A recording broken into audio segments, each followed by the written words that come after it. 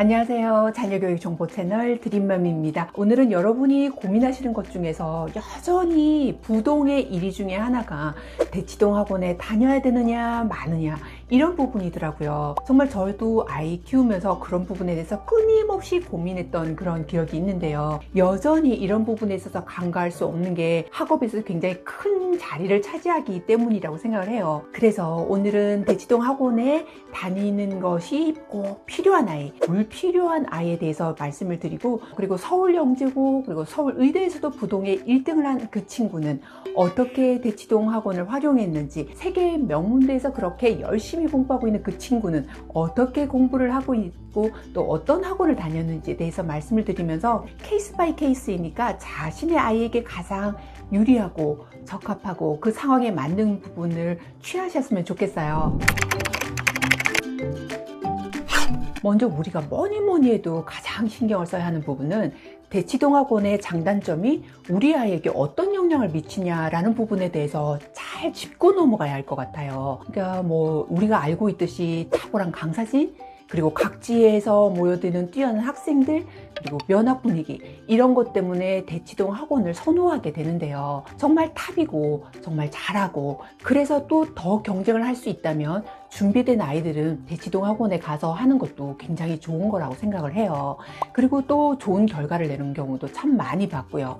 근데 역으로 차근차근 진도를 빼주는 데에는 대치동 학원이 그러다 추천드릴 만한 곳이 아니거든요. 거기다가 학원비는 비싸죠. 이럴 때에는 대치동 학원보다는 내실을 기하기 위해서 다른 곳에서 진도도 빼고 아이가 어느 정도 될 때까지는 굳이 대치동 학원을 이렇게 가는 거를 권해드리지 않아요.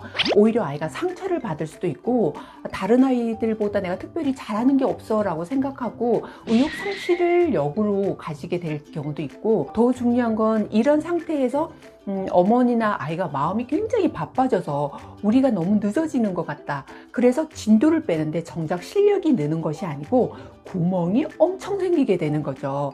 이런 실수를 하게 되고 진도는 나간 상태인데 레벨 테스트를 보면 별로 올라가지 않고 그 자리거나 그 밑에로 다시 내려갔다, 이렇게 되면은 너무 예민해지고 더 안 좋은 부작용을 갖게 되기도 해요. 그러면 이렇게 아이가 그냥 공부를 특별히 안 하고 의욕이 없는데 좀 자극을 받아야 되는 거 아니에요? 라고 생각할 수 있잖아요. 그럴 경우라면 주 1회 정도 아이가 좋아하는 어떤 과목 또는 조금 그 부분 중에서도 잘하는 거를 대치동 학원에서 1회 정도를 하면서 약간의 그 분위기를 파악하고 자극을 받고 있는지 어떤 변화가 있는지를 지켜보면서 시도해 보시는 게 좋은데요. 이럴 때 덜컥하니 뭔가 대치동 학원으로 이제 학원비를 끊고 다니게 되고, 그러면서 오는 아이와의 갈등, 또 금전적인 문제, 서로 마음만 급해지는 이런 상황이 오는 부작용을 겪지 않으려면 미리 이렇게 아이와 잘 체크를 해보시고, 남들이 좋다고 우리에게 좋은 게 아니거든요. 대치동 학원에서 탈대치하는 아이들도 상당히 많아요. 그러니까 여기가 꼭 답이 아니라는 걸 아시면서 우리 아이가 대치동 학원의 장단점에 우리가 그걸 잘 흡수할 수 있는지를 체크해 보시는 게 가장 중요하다고 말씀드리고 싶어요. 정말 천재들은, 영재들은 학원 안 가도 스스로 잘해, 이런 말들 하시잖아요. 그게 아니라는 게, 무수한 천재들을 봐왔을 때 그 천재들이 아침부터 저녁 늦게까지 학원을 풀로 다니고 있는 친구도 있었고요.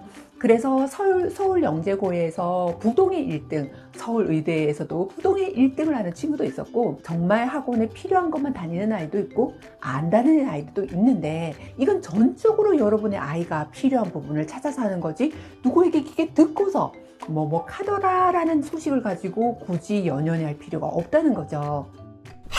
여러분의 자녀가 대치동의 학원에 한번 가서 거기서 좋은 영향을 받고 공부를 잘 하겠다라는 의욕을 갖는다면 충분히 시도해 보셔도 정말 좋은 환경이에요.